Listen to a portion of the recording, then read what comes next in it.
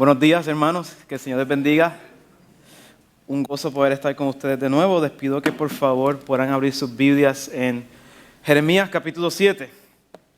Jeremías capítulo 7. Y ustedes recordarán que hace unas cuantas semanas estuvimos en Segunda de Crónicas y estos dos pasajes están relacionados. Lo que pasa es que aquí estamos viendo qué fue de lo que estuvo pasando antes de ese momento en el que la ira del Señor se levantó contra su pueblo. Les pido que por favor puedan buscar Jeremías capítulo 7, versículos del 1 al 15, y el título de este sermón es Enmienda a tu vida, enmienda a tu vida. Jeremías 7, del 1 al 15. Y así dice la palabra del Señor. Palabra de Jehová que vino a Jeremías diciendo: Ponte a la puerta de la casa de Jehová y proclama allí esta palabra y di: Oíd palabra de Jehová, todo Judá, los que entráis por las puertas para adorar a Jehová. Así ha dicho Jehová de los ejércitos, Dios de Israel: Mejorad vuestros caminos y vuestras obras, y os haré morar en este lugar. No fiéis en palabras de mentira, diciendo: Templo de Jehová, templo de Jehová, templo de Jehová es este. Pero si mejorareis cumplidamente vuestros caminos y vuestras obras, si con verdad hiciereis justicia entre el hombre y su prójimo, y no oprimiereis al extranjero, al huérfano y a la viuda, ni en este lugar derramareis la sangre inocente, ni anduviereis en pos de dioses ajenos para mal vuestro, os haré morar en esta tierra que di a vuestros padres para siempre. He aquí, vosotros confiáis en palabras de mentira, que no aprovechan, hurtando, matando, adulterando, jurando en falso e incensando a Baal, andando tras dioses extraños que no conocisteis. Vendréis y os pondréis delante de mí en esta casa sobre la cual es invocado mi nombre y diréis: librados somos para seguir haciendo estas abominaciones. Es cueva de ladrones delante de vuestros ojos esta casa sobre la cual es invocado mi nombre. He aquí que también yo lo veo, dice Jehová. Andad ahora a mi lugar en Silo, donde hice morar mi nombre al principio, y ved lo que hice por la maldad de mi pueblo Israel. Versículo 13. Ahora pues, por cuanto vosotros habéis hecho todas estas obras, dice Jehová, y aunque os hablé desde temprano sin cesar y no oísteis, y os llamé y no respondisteis, haré también a esta casa sobre la cual es invocado mi nombre, en la cual vosotros confiáis, y a este lugar que di a vosotros y a vuestros padres, como hice a Silo. Versículo 15. Os echaré de mi presencia, como eché a todos vuestros hermanos, a toda la generación de Efraín. Oremos. Señor Jesucristo, te damos gracias por tu palabra, porque es inspirada, nos habla y nos guía y nos muestra cómo debemos vivir delante de ti. En esta mañana en humildad te rogamos, Señor, que escudriñes nuestros corazones y nos lleve al arrepentimiento, que podamos enmendar nuestra vida y vivir una verdadera obediencia delante de ti.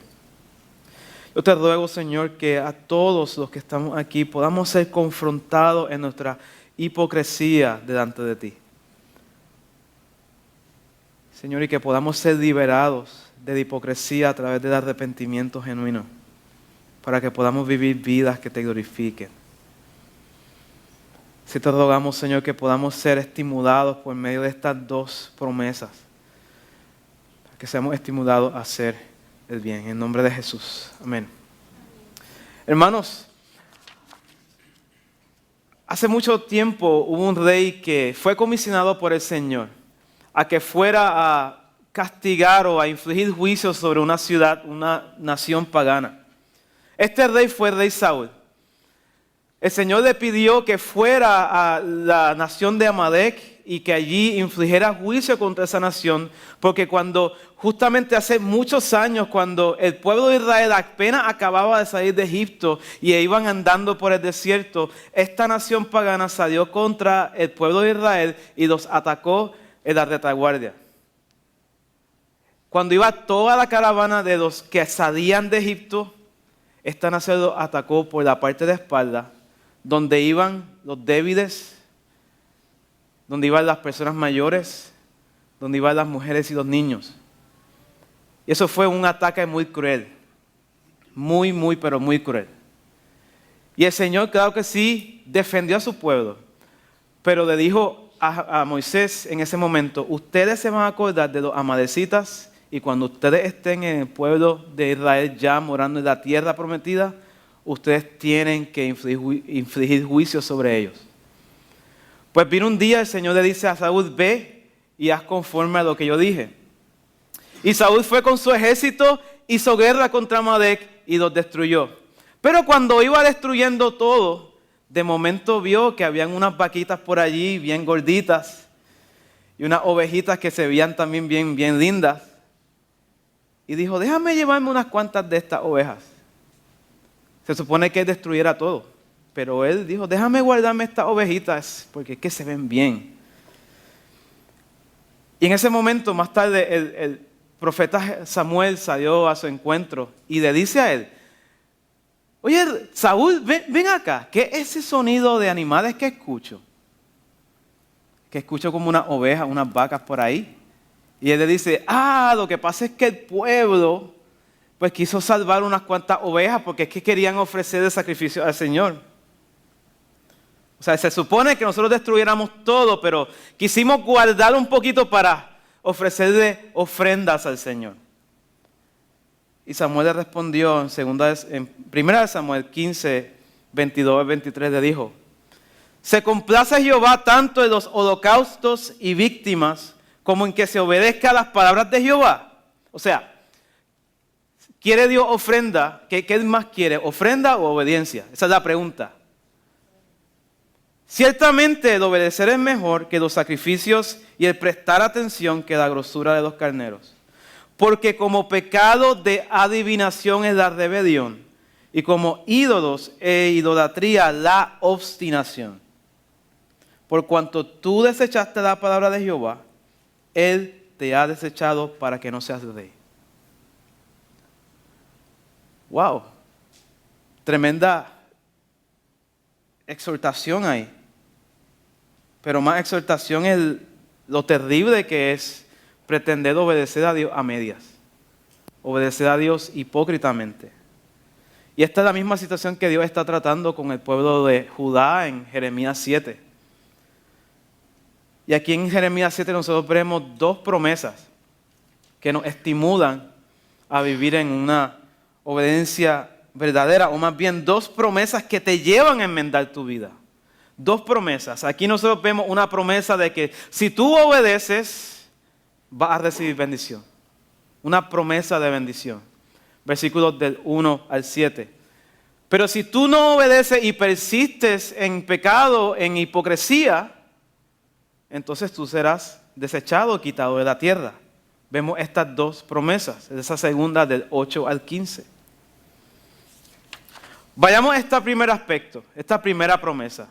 Comienza el versículo 1 diciendo: palabra de Jehová que vino a Jeremías. Esta palabra que Jeremías tiene que hablar, Jeremías no va a hablar sus propias palabras, Jeremías no va a hablar la conciencia de la sociedad, Jeremías no va a ir a hablar el consejo del día, no va a hablar tampoco lo que le salió de la galleta china de Pierre Chang. No, Jeremías tiene que hablar la palabra del Señor. Por lo tanto, esto es un mensaje inspirado, es autoritativo, inerrante. Y podemos ver que se repite esta misma idea. Versículo 1, palabra de Jehová. Versículo 2 dice: oíd palabra de Jehová. Versículo 3, así ha dicho Jehová de los ejércitos. Jeremías tiene que hablar exactamente las palabras del Señor, sin añadirle, sin quitarle. Luego vemos en el versículo 2 que dice: ponte a la puerta de la casa de Jehová. Y proclama allí esta palabra: oíd palabra de Jehová, todo Judá, los que entráis por las puertas para adorar a Jehová. De primera instancia decimos, pero el pueblo no estaba pecando. Mira, ellos iban al templo. Ellos iban a adorar al Señor, iban a presentar ofrendas delante del Señor. Muy probablemente esta ocasión en la que Jeremías es enviado a ir a proclamar esta palabra, quizás fue durante un tiempo de fiesta nacional, de las fiestas que el Señor había instituido. Vemos al pueblo yendo a adorar, pero aunque ellos iban a adorar, había algo que estaba mal en sus vidas. Ellos iban al templo a ofrecer sacrificios, pero el problema es que ellos cambiaron la justicia que Dios demanda por una religiosidad hipócrita, una religiosidad externa. Y luego vemos en el versículo 3 que dice, así ha dicho Jehová de los ejércitos, mejorad vuestros caminos y vuestras obras. Acá esta palabra mejorar está hablando de hacer bien, hacer buenos o enmendar vuestros caminos y vuestras obras y os haré morada en este lugar. Acá estos versículos del 3 y el versículo 4 viene siendo un preámbulo de toda esta predicación que Jeremías está dando. Si usted ve el versículo 3, tiene que ver con los versículos del 5 al 7 y el versículo 4 es el preámbulo de los versículos del 8 al 15. Así que miremos ese versículo 3. Mejorad vuestros caminos y vuestras obras y os haré morar en la tierra. Tenemos que preguntarnos qué ellos tienen que mejorar. Si ellos estaban yendo al templo, ellos estaban congregándose, ellos estaban yendo a adorar al Señor. Versículo 5 nos dice, si mejorares cumplidamente vuestros caminos. O sea, esas dos palabras, mejorares y cumplidamente en sí son la misma palabra de bueno. O si buenamente buenos, haces bueno, buenamente. O haces cumplidamente, enmiendas correctamente. O haces bien tu camino. O sea, están torcidos los caminos, los mejoras, los alineas. Y vuestras obras. Y aquí nosotros vemos en el versículo 5 que se nos habla de cosas que ellos están haciendo, que ellos tienen que dejar de hacer. Dice, si con verdad hicieres justicia entre el hombre y su prójimo. Como nación, ellos estaban en la costumbre de hacer acepción de personas. O sea, con este sí y con aquel no. Aquel se le hace justicia y el otro no. Dependiendo si tú tienes dinero, puedes entonces comprar el juez. Si no tienes dinero, no hay justicia para ti. Un lugar terrible al cual podemos vivir. Y luego dice, si no oprimieres al extranjero, al huérfano y a la viuda. Aquí nosotros vemos que son tres tipos de personas que en la sociedad son los más marginados y desventajados. El huérfano, el extranjero y la viuda. Que son cosas que ellos saben que ellos no deben hacer porque Dios mismo en la ley, en Deuteronomio 24:17 y también el 27:19, el Señor dice expresamente que no oprimas al huérfano, a la viuda ni al extranjero. Sino que le dice, acuérdate que tú mismo fuiste extranjero de la tierra de Egipto. Y luego vemos que dice que ni en este lugar derramares sangre inocente. ¿Qué se refiere a eso? Bueno, cuando tú vienes y acusas falsamente a alguien de un delito que esa persona no hizo y haces que esa persona reciba un juicio que no merece y en ese juicio, o sea, de muerte, maten a esa persona para entonces apropiarnos de sus posesiones. Este era el bread and butter de Judá. Y finalmente dice, y no anduvieres tras dioses ajenos para mal vuestro. ¿Sabían ellos que Jehová es uno? Solamente hay un Dios, pero ellos estaban yendo tras otros dioses que no fueron, que de por sí no son dioses. Pero estas cosas que el Señor está diciendo están atadas a una promesa, que es lo que vemos en el versículo 7. Si ustedes dejan de hacer esto, os haré habitar en esta tierra. Te quiero preguntar algo. Estas cosas que Jeremías está confrontando o que el Señor está confrontando al pueblo, ¿van en coherencia con un pueblo que va a adorar al Señor? ¿Son coherentes? ¿Tú esperarías que gente que va a ir a adorar al Señor viva haciendo estas cosas? No está en consistencia. Y yo te quiero preguntar, ¿está Dios pidiendo al pueblo que ellos simplemente añadan obras buenas a sus vidas? Porque ellos están viviendo pecaminosamente, pero están cumpliendo los ritos. Pero cuando el Señor le dice a ellos, enmienda tu vida, mejora tu camino, ¿tú crees que el Señor está diciendo, añade a tu vida pecaminosa cosas buenas? No. Si el Señor estuviera, o déjame mostrarte unos ejemplos. Añadir buenas obras, una vida amada, es como un católico que vive de borrachera en borrachera todo el año, pero en Semana Santa no come carne. Añadir obras buenas a una vida amada es como el que vive en desobediencia y piensa que porque viene a la iglesia y escucha la palabra, es oidor de la palabra, él está bien. Oidor, pero no hacedor. O como el que roba, pero da ofrenda o diezmo de lo que roba. O como el que vive en adulterio y fornicación y viene a traer a su pareja a la iglesia para que el Señor bendiga su relación. ¿Es esto lo que el Señor está pidiendo? ¿Es esto obediencia verdadera? ¿Qué significa entonces mejorar cumplidamente vuestros caminos? ¿Qué significa eso? Arrepentimiento. Pero tenemos que preguntarnos, ¿qué es el arrepentimiento? ¿Qué es el arrepentimiento? Déjame decirte unas cuantas cosas que no son arrepentimiento. Arrepentimiento no es tratar de hacer más cosas buenas que malas. O sea, como si fuera una balanza y déjame tratar de que cuando el Señor me vea más obras de justicia, good deeds, en vez de las malas. Eso no es arrepentimiento. Arrepentimiento tampoco no es remordimiento, como el mismo remordimiento de cuando comes de más. Me comí 3 donas, no me debía haber comido eso. Eso no es arrepentimiento. Arrepentimiento no es tampoco ignorar tu pecado, como ponerlo debajo del tapete. Arrepentimiento tampoco no es obediencia a medias, como lo que hizo Saúl. Saúl le dice a Samuel, yo obedecí al Señor, destruí todo, pero es que pues vi estas ovejitas bien lindas. Arrepentimiento tampoco no es pecar menos. Aquí este pasaje nos dice que arrepentimiento es ya no seguir pecando. Ya no seguir pecando. Abandonar el pecado y comenzar a hacer justicia. Comenzar a hacer lo bueno.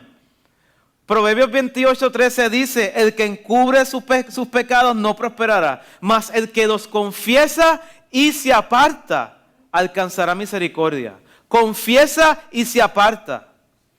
Thomas Watson, el puritano, también decía que el arrepentimiento es una gracia de parte del Espíritu de Dios, donde el pecador es internamente humillado y externamente reformado. El arrepentimiento debe exhibir por lo menos estas 6 características. Tú identificas el pecado, te da tristeza tu pecado, tú confiesas tu pecado, te da vergüenza tu pecado, desprecias tu pecado y te apartas de él. También el teólogo Wayne Grudem dice que el arrepentimiento es una tristeza sentida de corazón por causa del pecado, una renuncia al pecado y un propósito sincero de olvidarlo y caminar en obediencia de Cristo. Entonces, esto de enmendar el camino, enmendar vuestras obras o mejorar cumplidamente vuestros caminos, no se trata de añadir buenas obras. Se trata de un arrepentimiento, un giro de 180 grados. Apartarse del pecado y comenzar a hacer justicia delante de Dios. Entonces, hermanos, ¿qué es lo que Dios le está pidiendo al pueblo? Dios le está pidiendo al pueblo sacrificios. Dios le está pidiendo al pueblo holocaustos.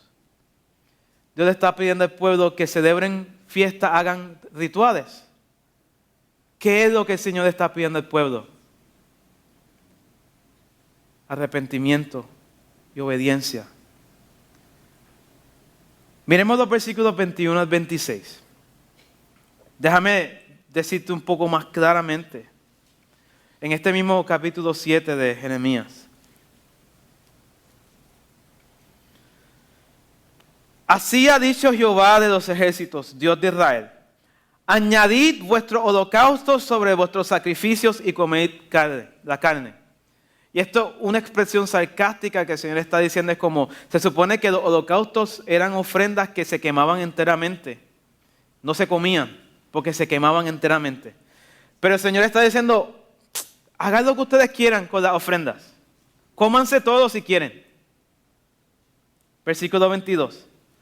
Porque yo no hablé yo con vuestros padres, ni nada les mandé acerca de holocaustos y de víctimas el día que los saqué de la tierra de Egipto.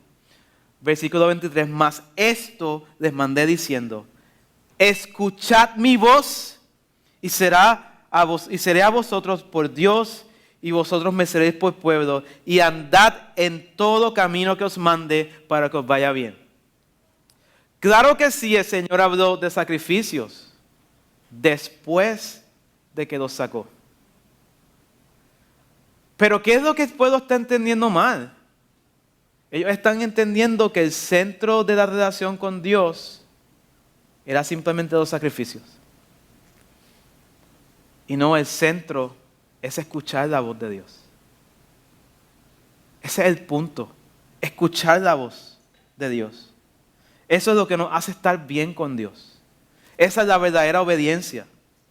Por lo tanto, hermano, yo quiero mostrarte lo siguiente. Este pasaje, esta primera parte que hemos visto, hay toda una exhortación de obediencia con el fin de que recibamos esta promesa de bendición de parte de Dios. En el caso del pueblo de Judá era que ellos pudieran permanecer en la tierra que ya Dios les había dado. Y claro, para nosotros en el futuro habitaremos con Cristo en la tierra. Pero yo quiero principalmente poner tu mirada en lo siguiente. El tú obedecer a Dios, tú vivir para la gloria de Dios. La primera bendición que tienes es una relación de bendición con Dios, es la presencia de Dios. Mira lo que dice Salmos 24, de 3 al 6. Salmos 24, de 3 al 6. Salmos 24, de 3 al 6. Hay unas preguntas retóricas aquí que nos enseñan esta misma verdad. Y dice, ¿quién subirá al monte de Jehová? ¿Y quién estará en su lugar santo? El limpio de manos y puro de corazón, el que no ha llevado su alma a cosas vanas ni jurado con engaño. Él recibirá bendición de Jehová y justicia de Dios de salvación. Tal es la generación de los que buscan tu rostro, oh Dios de Jacob. Es una promesa de bendición que te estimula a ti a vivir en obediencia. Yo te quiero persuadir a ti, hermano, que escuchas, a que enmiendes tu vida y recibas esta promesa.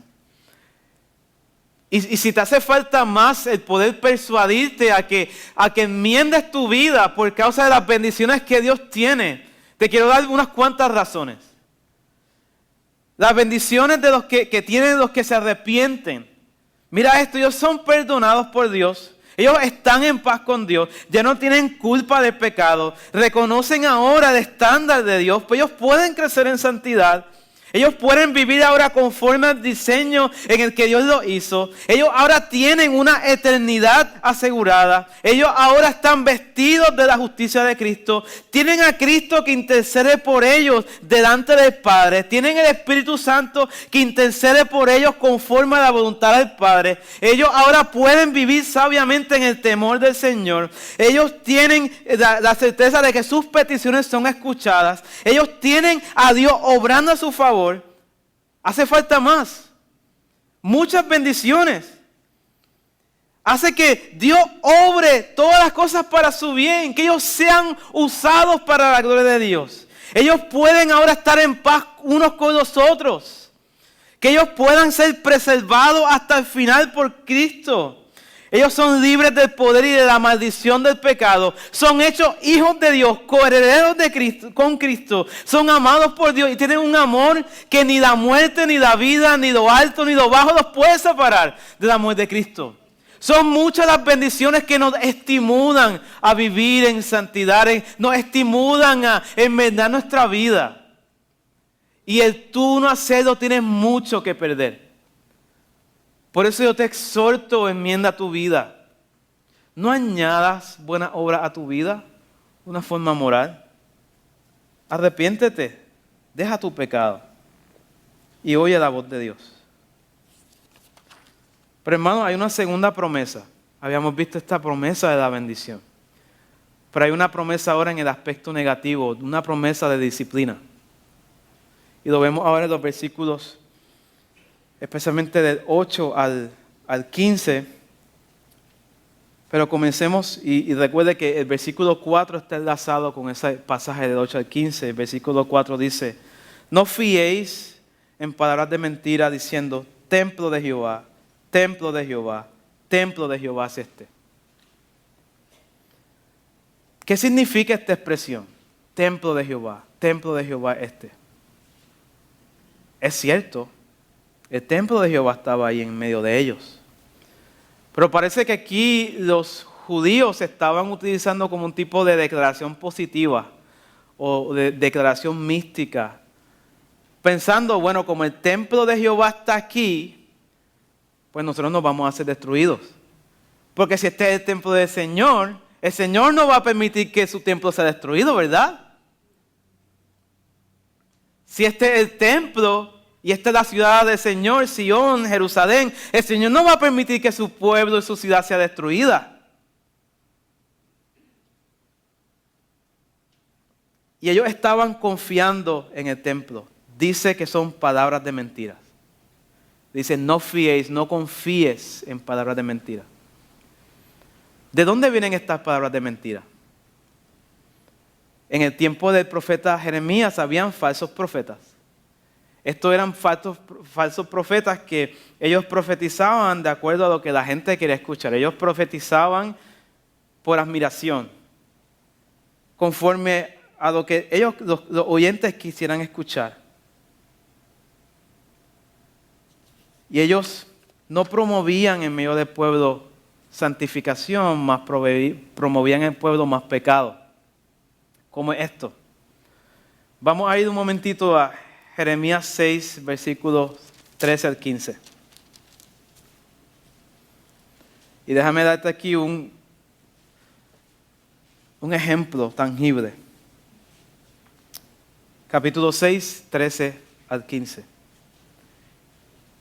Y dice, porque desde el más chico de ellos hasta el más grande, cada uno sigue la avaricia, desde el profeta hasta el sacerdote, todos son engañadores.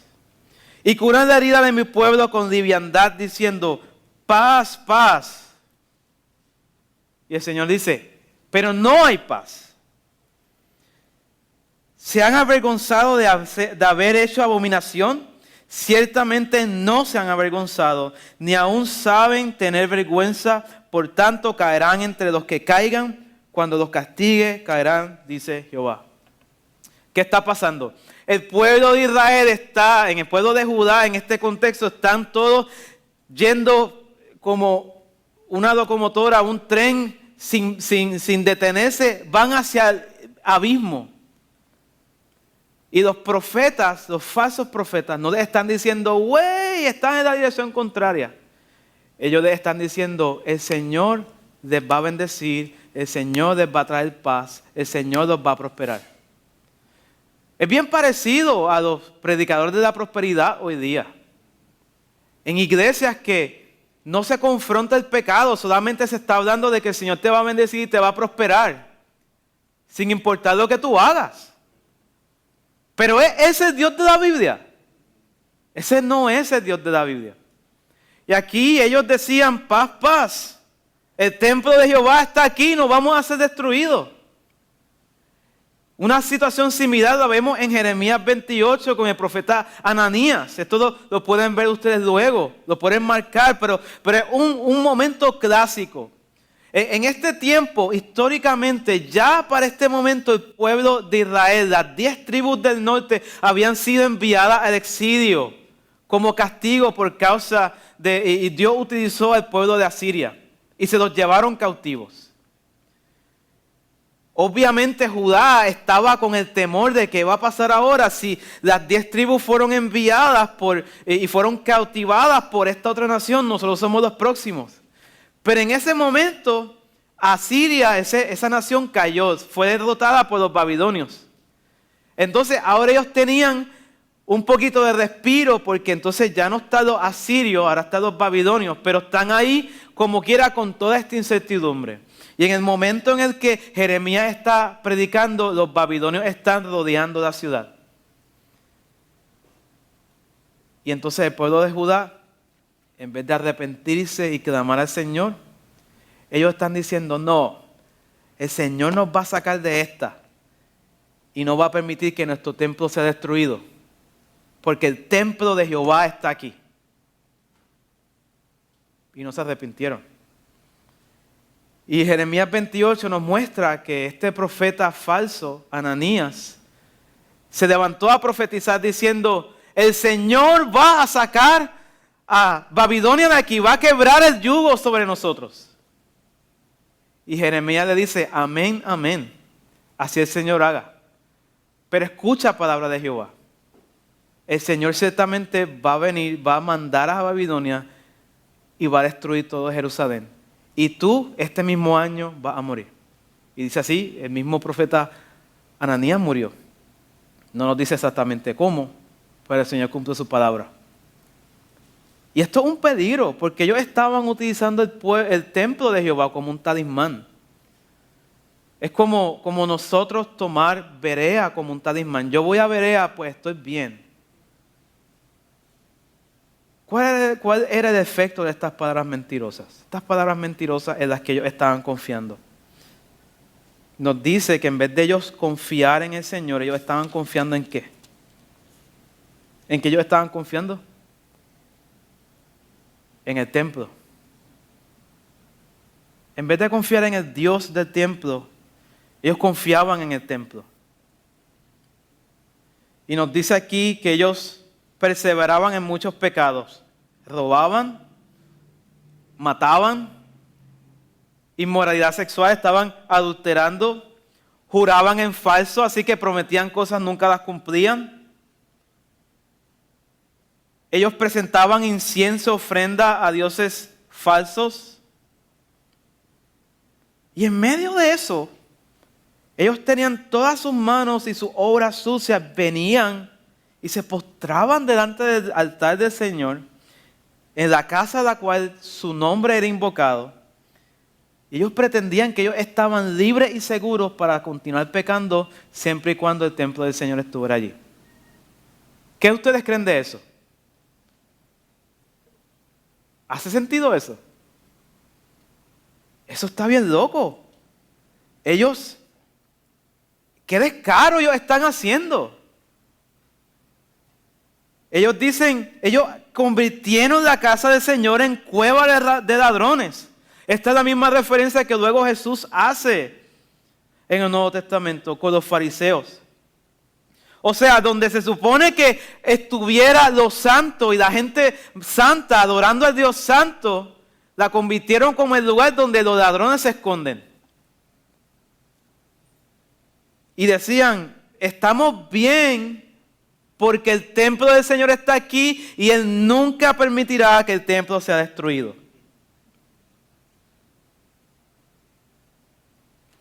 En vez de ellos ser promovidos a la santificación, ellos estaban siendo empujados hacia perseverar en su pecado. Ellos se llenaban y se tapaban todo su pecado, lo tapaban con obras de justicia. Y decían, sí, matamos, adulteramos, enseñamos a otros dioses, pero venimos aquí, ofrecemos ofrendas, venimos aquí, escuchamos el sermón, damos ofrenda, ayudamos en el servicio y hacemos lo que sea, pero yo trato de alguna manera como que balancear la cosa. Hago 3 pecados de la semana, pues trato de hacer 3 obras buenas. Pero se olvidaron que el Dios que está allí en medio de ellos es el Dios omnipotente y el Dios omnisciente. Nos dice que, versículo 11, ¿qué dice el Señor ahí en el versículo 11? Es la parte final. He aquí, yo lo veo. No importa cuántas obras de justicia, con cuántas obras de justicia ellos se vistieran, el Señor lo veía. Todo lo que nosotros hacemos, todas nuestras obras se hacen delante de los ojos de Dios. Pero fíjate aquí que por su misericordia, Dios les estaba dando una oportunidad a ellos de poder cambiar sus vidas. Y luego vemos en los versículos del 12 en adelante 12 ejemplos que les debía a ellos hacer pensar que el hecho de que el templo de Jehová estuviera allí no significaba que ellos estaban off the hook, ellos estaban librados para seguir pecando. Tenemos el ejemplo de Sido y el ejemplo de Efraín o las 10 tribus del norte. Y a mí esto me hace pensar mucho. Yo soy el hermano, el hijo menor de mi papá y de mi mamá. Uno de los beneficios que yo creo que se toma como underrated, a veces no se toma tanto en serio, es que cuando tú eres el hijo menor, tú tienes la oportunidad de ser el que más aprende. ¿Por qué? Porque aprendes de los fracasos o de las victorias de tus hermanos. Si yo sé que mi hermano mayor, mi hermana mayor se metió en problemas haciendo tal o cual cosa, ¿qué se supone que yo haga?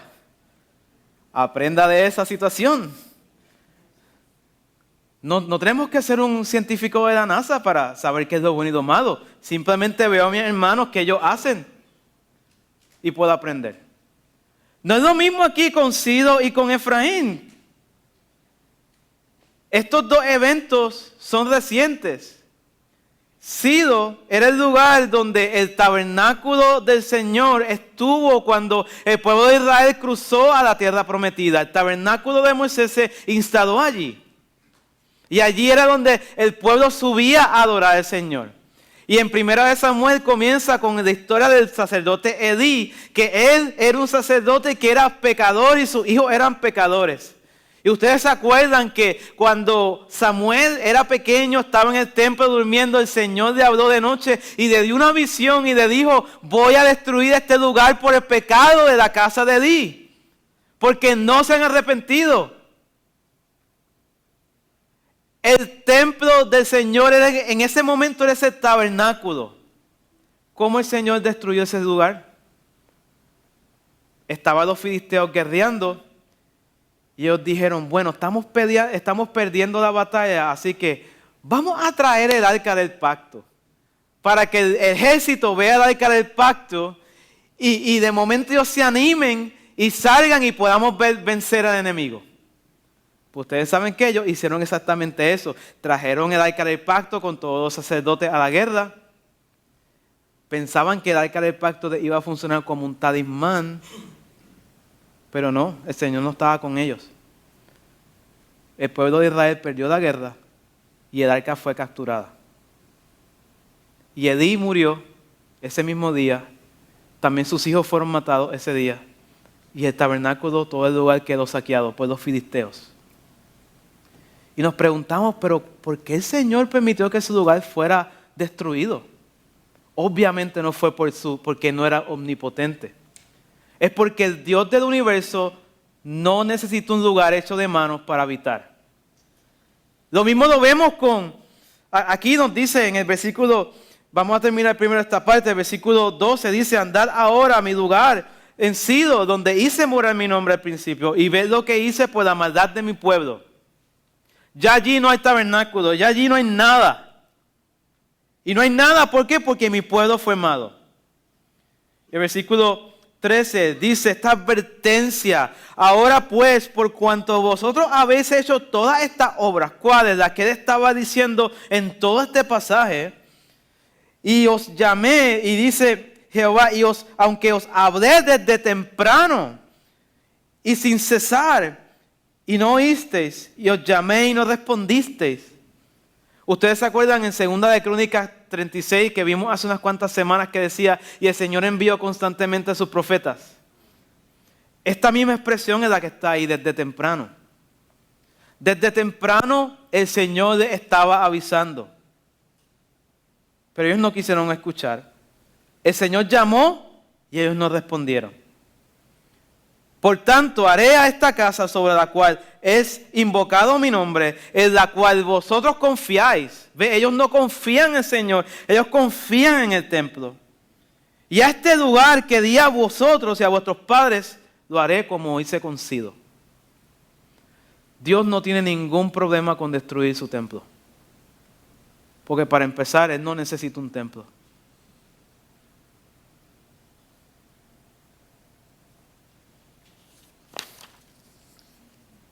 Y ahora nosotros vemos versículo 15, el segundo ejemplo. Os echaré de mi presencia como eché a todos vosotros, vuestros hermanos, a toda la generación de Efraín. Esto fue un evento reciente, hace pocos años de cuando esta profecía de capítulo 7 está siendo dada. Ellos acababan de ver cómo el Señor envió al exilio hacia Siria a las 10 tribus del norte. Vayamos a 2 de Reyes 17. Déjame mostrarte eso. Podamos ver esa resonancia de esa idea de haber sido echados de delante de la presencia del Señor. 2 de Reyes 17.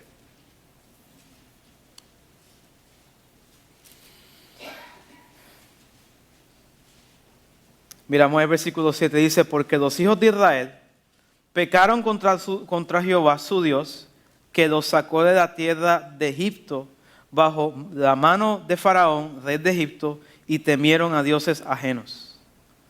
Y continúa diciendo todas las cosas que ellos estaban haciendo mal. Y luego en el versículo 13 dice: Jehová amonestó entonces a Israel y a Judá por medio de todos los profetas y de todos los videntes, diciendo: volveos de vuestros malos caminos y guardad mis mandamientos y mis ordenanzas conforme a las leyes que yo prescribí a vuestros padres y que os he enviado por medio de mis siervos los profetas. Luego miramos el versículo 18. Jehová por tanto se airó en gran manera contra Israel y los quitó de delante de su rostro, y no quedó sino la tribu de Judá. El Señor los envió al exilio, los echó de su presencia. ¿Cuál es la importancia y cuál es el punto de todo esto? Israel es el pueblo del pacto, y el hecho de que Israel fuera el pueblo del pacto no significa que el Señor va a proteger pecadores dentro de un pacto.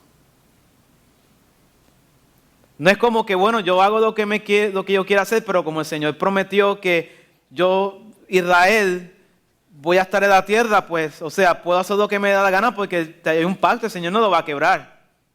¿En serio? ¿Tú crees que el Señor se va a quedar sin castigar a su pueblo? Ustedes que son padres no castigan a sus hijos. ¿Vendrá su hijo creyéndose que porque él es hijo suyo usted no lo va a castigar? En ninguna manera. Si Dios desechó a Sido, el lugar donde Él puso su nombre al comienzo, y también desechó a las 10 tribus de Israel, pueblo del pacto, Él tampoco tendría problema con destruir el templo y echar de su vista a Judá. Por eso ellos no deben confiar en esas palabras mentirosas. Por eso ellos no deben pensar que Dios no permitirá que Jerusalén no sea destruida porque el templo esté allí, aunque ellos persistan en pecado. De todos modos, el Dios que llena el universo no necesita un templo hecho de manos. Dice 2 de Crónicas 2, 6, 18, Hechos 17, 24. Los cielos de los cielos son llenos por Él. ¿Necesitará Él un templo hecho de manos? No. Por lo tanto, podemos saber que Dios no está buscando una religiosidad hipócrita, sino que Él busca obediencia genuina. El templo no los protege, sino lo que los protege a ellos es estar bien delante de Dios. Además, Dios no está buscando sepulcros blanqueados, sino que Dios está buscando corazones contritos y humillados que reflejen vidas justas. ¿De qué tú te tienes que arrepentir? ¿De qué cosas tú tienes que arrepentirte? ¿Qué vas a hacer tú hoy delante del Señor con eso? ¿Añadirá a tu vida obras buenas para que seas más bueno que malo? ¿Cuál es el remedio para la hipocresía? Especialmente la hipocresía religiosa. ¿Cuál es el remedio? ¿El remedio será o irnos full a ser religiosos o simplemente dejar de ser religiosos para no ser hipócritas? ¿Cuál es el remedio? El remedio es el arrepentimiento. Es dejar de hacer lo malo y comenzar a hacer lo bueno. Poner la fe en Cristo. Y yo quiero hablar aquí a dos tipos de personas. Te quiero hablar a ti, religioso hipócrita, que vienes a la iglesia, pones buena cara, sirves, te presentas como un sepulcro blanqueado, pero toda la semana nada que ver con el Señor. Sabes que estás en pecado, pero quieres hacerte santo. Y piensas que estás protegido porque vas a la iglesia. Piensas que estás bien porque vas a Berea. Piensas que estás bien porque sirves en un ministerio. Piensas que estás bien porque puedes argumentar y articular las doctrinas básicas y ortodoxas. Piensas que estás bien por eso. Este pasaje de Jeremías 7 te dice que no. Hay una promesa de disciplina que te estimula a ti a enmendar tu vida. Pero también te quiero hablar a ti que no quieres ser hipócrita. Conoce ese primer ejemplo. Y dices, yo sé que tengo que vivir para Dios, pero como no quiero ser hipócrita, no me comprometo. Y vengo a la iglesia de vez en cuando, pero solamente para mojar los pies. Porque no quiero ser como los otros hipócritas. No te quieres comprometer en obedecer a Dios porque tienes miedo de pecar luego. Prefieres de alguna manera venir a la iglesia al menos para hacer algo, pero temes pecar contra Dios. Pero ya que viste este pasaje, ¿es esto lo que Dios quiere de ti? Que te mantengas de lejos. Viendo este pasaje, ¿eso es lo que Dios quiere? No. Tú tampoco estás a salvo, no porque no seas hipócrita. Quizás no seas hipócrita, pero si no te has reconciliado con el Señor, no vas a ir al cielo. No eres mejor. Tú estarás a salvo si hoy te reconcilias con Dios. Este es el llamado que Dios hace a través de la predicación de Jeremías. Dios hace un llamado a que enmiendes tu vida, pero ¿cómo comenzamos a enmendar nuestra vida? Comenzamos haciéndolo arrepentirnos de nuestros pecados. El arrepentimiento es la cura para la hipocresía.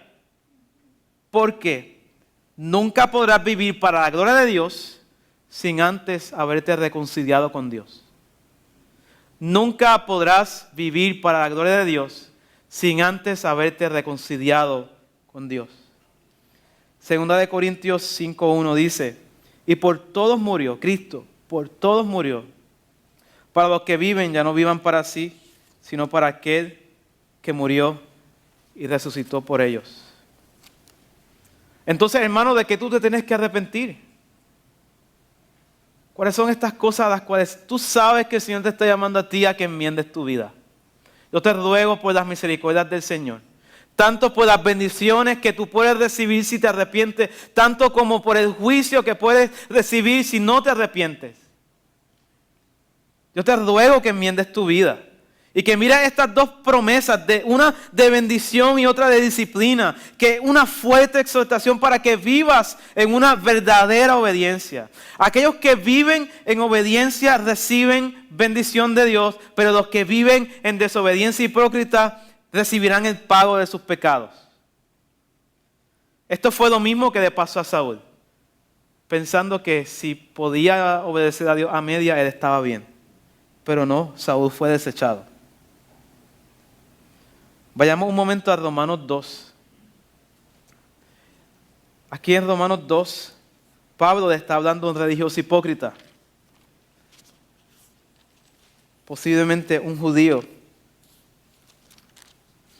Y en este contexto, Pablo está argumentando que todos han pecado, tanto los judíos como los gentiles. Romanos 2, el versículo 5, él comienza diciendo a estas personas que persisten en su pecado. Y dice, pero por tu dureza y por tu corazón no arrepentido, atesoras para ti mismo ira en el día de la ira y de la revelación del justo juicio de Dios, el cual pagará a cada uno conforme a sus obras.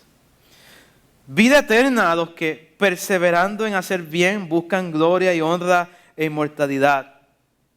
Pero ira y enojo a los que son contenciosos y no obedecen a la verdad, sino que obedecen a la injusticia. Tribulación y angustia sobre todo ser humano que hace lo malo, al judío primeramente y también al griego. Pero gloria y honra y paz a todo el que hace lo bueno, al judío primeramente y también al griego, porque no hay acepción de personas para con Dios. Por lo tanto, hermano, si tú eres de los que vives en desobediencia, una desobediencia a medias o en hipocresía, hoy yo te invito a que te arrepientas y pongas tu mirada en Cristo, quien murió por todos, para los que vivan, ya no vivan para ellos, sino que vivan para su gloria.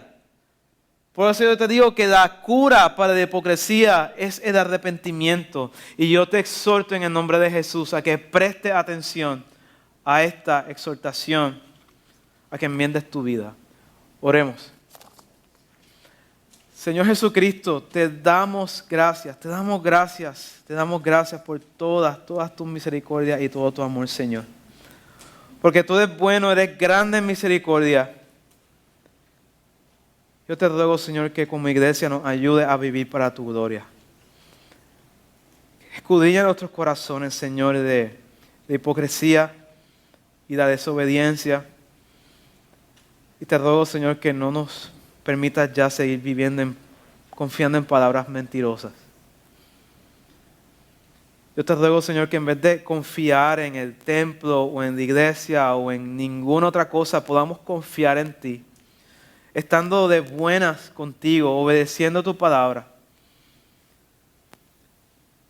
sabiendo que el arrepentimiento es algo que pasa adentro en el corazón y se refleja afuera.